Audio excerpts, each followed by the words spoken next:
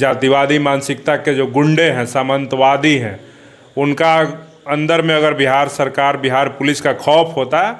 तो बिहार में दलितों के ऊपर शोषण और अत्याचार की घटनाएं नहीं बढ़ती। लेकिन बिहार के मुख्यमंत्री नीतीश कुमार जी को हम कहना चाहते हैं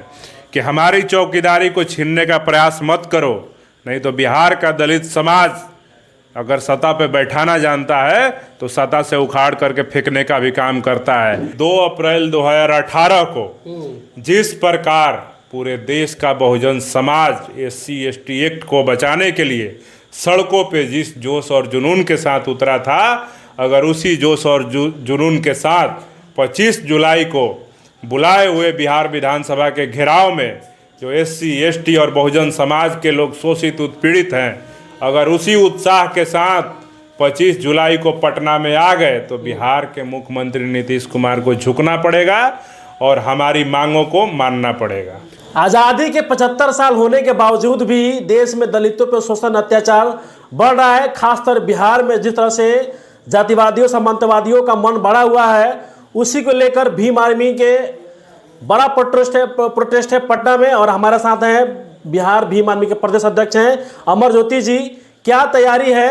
पटना में प्रोटेस्ट के लेकर, इसी मुद्दे पे बात करेंगे। अमर ज्योति जी, आपका प्रोटेस्ट होने वाला है पटना में, क्या तैयारी है उसका? तैयारी यही है कि उस दिन 25 जुलाई को आपके चैनल के माध्यम से मैं बता देना चाहता हूं कि जो भी दर्शक पूरे बिहार के बहुजन समाज के लोग, दलित समाज के, मुस्लिम समाज के, पिछड़े समाज के जो लोग हैं, उन सबको मैं आमंत्रित करना चाहता हूं, आपके माध्यम से इनविटेशन दे रहा हूं कि 25 जुलाई को बिहार सरकार के साथ भीम आर्मी आर पार की लड़ाई लड़ेगी और 25 जुलाई 2024 को आप सबको इस आर पार की लड़ाई में अपना हक, मान सम्मान, स्वाभिमान बचाने के लिए जी आप सबको मैं आमंत्रित कर रहा हूं कि 25 जुलाई 2024 को भारी संख्या में आप पहुंचे, हजारों हजार की संख्या में पहुंचे और ये आंदोलन, बिहार विधानसभा का घेराव कई मुद्दों को लेकर के किया जा रहा है। आप देख रहे होंगे कि बिहार के अंदर रोज किसी ना किसी ज़िले में, चाहे वो कोई सा भी ज़िला हो, आप कैमूर से लेकर किशनगंज तक की बात कर लीजिए या गया से आप बेतिया मोतिहारी तक की बात कर लीजिए, कोई ऐसा ज़िला नहीं है जहाँ पे घटनाएं दलित समाज के ऊपर घटित नहीं हो रही है। हर ज़िला में रेप, मर्डर,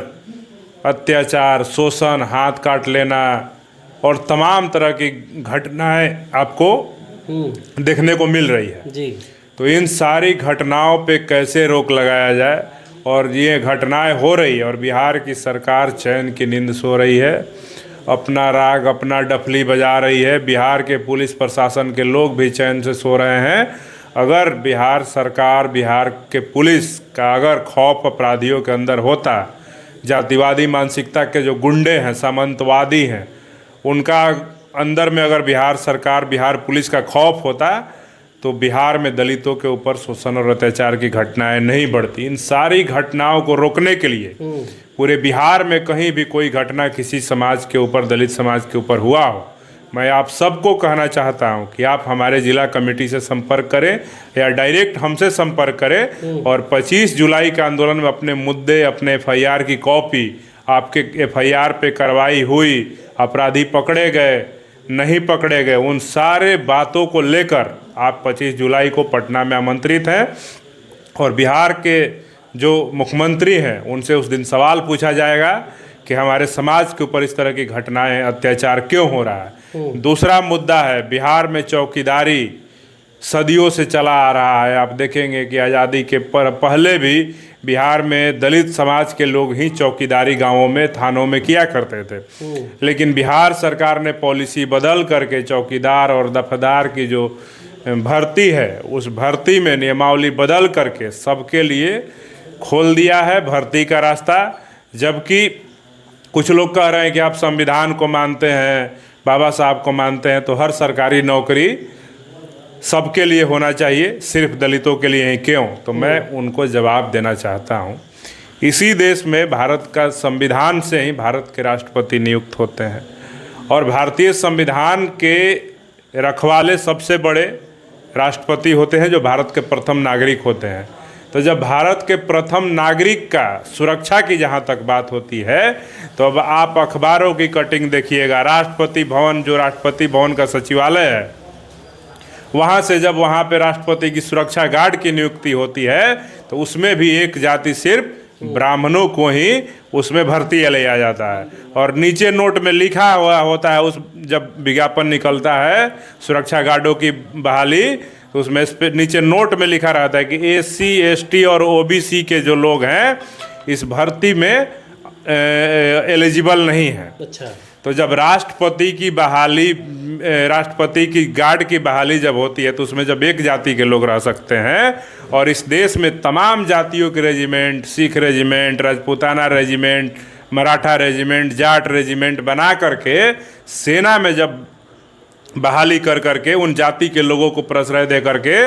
एक रेजिमेंट बहाल कर दिया जाता है, तो वैसे ही बिहार में चौकीदार की जो बहाली है वो सिर्फ और सिर्फ दलितों के लिए होनी चाहिए, और जो दलित लोग हैं वही चौकीदार और दफादार बनने चाहिए। इसलिए हम कहते हैं कि इस देश में संविधान को हम लोग मानने वाले लोग हैं, तो इस संविधान से ही देश चलेगा, बिहार चलेगा। लेकिन बिहार के मुख्यमंत्री नीतीश कुमार जी को हम कहना चाहते हैं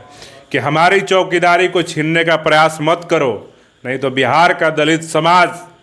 अगर सत्ता पे बैठाना जानता है तो सत्ता से उखाड़ करके फेंकने का भी काम करता है। तो नीतीश कुमार जी, आपसे आग्रह है कि चौकीदार बहाली सिर्फ और सिर्फ दलितों के लिए होनी चाहिए। अगर इसके साथ कोई छेड़छाड़ करने का काम किया गया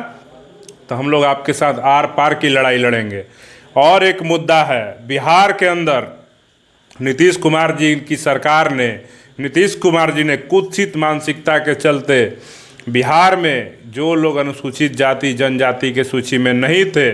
जो पिछड़े वर्ग, अन्य पिछड़े वर्ग में जातियां थी, उन कई जातियों को बिहार के मुख्यमंत्री ने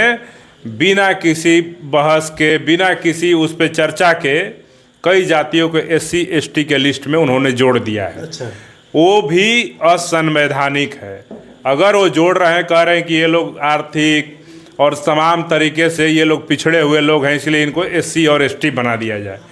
तो नीतीश कुमार जी आप कान खोल करके सुन लीजिए। आरक्षण की जो व्यवस्था है और SC और ST जब बनाया गया था तो आर्थिक और सामाजिक पिछड़ेपन पे नहीं बनाया गया था, ये बनाया गया था कि दलित जो अनुसूचित जाति जनजाति कहा जाता है, इनके साथ सामाजिक भेदभाव हुआ, इनको नीच समझा गया। इस समाज में उनको समान से जीने का अधिकार नहीं था, उनको मूछ रखने के लिए हत्या किया गया, उनको घोड़ी पे चढ़ने के लिए हत्या किया गया, उनको पानी पीने के लिए हत्या किया गया। तो हम बताइए कि आज़ादी के 75 वर्ष बीत गए, और 75 वर्ष के बाद कौन सी ऐसी जाति बिहार में पैदा हो गई जिसको मूछ रखने के लिए पिछड़ी जाति के व्यक्ति की हत्या की जा रही है, पानी पीने के लिए हत्या की जा रही है। तो ये गैर संवैधानिक काम आपने जो किया है, इसको बंद कीजिए, और जिन भी OBC की जातियों को आपने SC ST की सूची में जोड़ा है उसको हटाइए, अन्यथा भीम आर्मी आपके साथ आर पार की लड़ाई लड़ेगी। अच्छा। एक और मुद्दा है बिहार में प्रमोशन में आरक्षण का। बिहार के SC ST और OBC के जो कर्मचारी हैं उनका प्रमोशन में रिजर्वेशन मिलता था। बिहार की सरकार ने उनका प्रमोशन में रिजर्वेशन ख़त्म करके उनको कई लोगों को प्रमोशन नहीं दिया। इस वजह से जब हमारे लोगों का प्रमोशन नहीं होगा तो नई जब बहाली आएगी तो उसमें जब हमारा लोगों का प्रमोशन हो के पद खाली ही नहीं होगा तो उसमें SC ST और OBC लोगों के लिए सीटें कम होंगी, और जब सीटें कम होंगी तो हमारे कई जो प्रतिभावान छात्र हैं समाज के, वो नौकरियों में नहीं आ पाएंगे। तो ये मामला है, इसको लेकर के हम लोग 25 जुलाई को पूरे बिहार के बहुजन समाज को आमंत्रित कर रहे हैं कि आप आंदोलन में आइए। एक और आखिरी मामला है कि पूरे देश में निजी क्षेत्र में आरक्षण की व्यवस्था नहीं है, न्यायपालिका में आरक्षण की व्यवस्था नहीं है। निजी क्षेत्र इस देश में आपको बता दें, आप आज भी गूगल कर लीजिए, सरकारी डाटा कहता है कि इस देश में 98% से ज़्यादा निजी क्षेत्र है और मात्र 2% जो क्षेत्र है वो सरकारी क्षेत्र है। तो सोचिए कि 2% क्षेत्रों में ही अभी हमारे समाज को रिजर्वेशन मिला है, SC ST और OBC को, तब हम लोग इतने विकास कर पाए हैं। अगर निजी क्षेत्र में हमको आरक्षण मिल जाएगी तो आने वाले समय में मुझे लगता है कि आने वाले 50, 60, 100 सालों में हमें आरक्षण की ज़रूरत ही नहीं पड़े। तो इसलिए निजी क्षेत्र में और न्यायपालिका जो है इनमें, जिसमें कॉलेजियम से जो जज नियुक्त होते हैं कि मिश्रा जी के फूफा, मिश्रा जी के बेटा, मिश्रा जी के दामाद और मिश्रा जी के भतीजा, मिश्रा जी के बेटा, मिश्रा जी की बेटी जो जज बन जाते हैं, तो उसको भी कॉलेजियम को ख़त्म करके न्यायपालिका में, भारतीय न्यायपालिका में भी ओपन वैकेंसी के माध्यम से, जैसे यूपीएससी के माध्यम से इस देश में डीएम, एसपी बनाया जाता है, आईएएस, आईपीएस, आईएफएस, आईआरएस बना करके इस देश को संचालित किया जाता है, जिसमें सारी वर्गों की भागीदारी होती है। उसी प्रकार से इस देश में जो न्यायपालिका है उसमें भी रिजर्वेशन होना चाहिए, ताकि हमारे समाज के लोग भी जज बन सके, जो प्रतिभावान छात्र हैं, जो एससी, एसटी और ओबीसी कम्युनिटी से आते हैं। अगर ये सबके लिए जब ओपन परीक्षा होगा तो इसमें ईडब्ल्यूएस वाले को भी फायदा होगा। इसमें जो जनरल कैटेगरी के लोग जो उस परिवार से नहीं आते हैं, जिसके बाप दादा भारत के सुप्रीम कोर्ट में, हाई कोर्ट में जज रहते हैं, तो वैसे भी ब्राह्मण, ठाकुर, राजपूत, बनिया और भूमिहार और तमाम जो अपर कास्ट की लाला, तमाम जो जातियां हैं, उनको भी जज बनने का मौका मिलेगा। इसलिए निजी क्षेत्र और न्यायपालिका में भी आरक्षण होना चाहिए। इन सारे मुद्दा को लेकर के 25 जुलाई के पूरे बिहार के बहुजन समाज को हम आमंत्रित करना चाहते हैं। अच्छा, आप लोग 25 तारीख को पटना में उतरिएगा पूरा ये तमाम मुद्दों को लेकर, तो क्या लगता है कि ये सरकार, जो यहाँ के मुख्यमंत्री नीतीश कुमार, आप लोग का जो मांग है उनका पूरा करेंगे नीतीश कुमार? देखिए, नीतीश कुमार जी हमारी मांग को पूरा करेंगे कि नहीं करेंगे, ये हमारे समाज के ऊपर निर्भर करता है। आपको पता होगा कि 2 अप्रैल 2018 को जिस प्रकार पूरे देश का Bahujan Samaj SC ST act को बचाने के लिए सड़कों पे जिस जोश और जुनून के साथ उतरा था, अगर उसी जोश और जुनून के साथ 25 जुलाई को बुलाए हुए बिहार विधानसभा के घेराव में जो एससी एसटी और बहुजन समाज के लोग शोषित उत्पीड़ित हैं, अगर उसी उत्साह के साथ 25 जुलाई को पटना में आ गए, तो बिहार के मुख्यमंत्री नीतीश कुमार को झुकना पड़ेगा और हमारी मांगों को मानना पड़ेगा।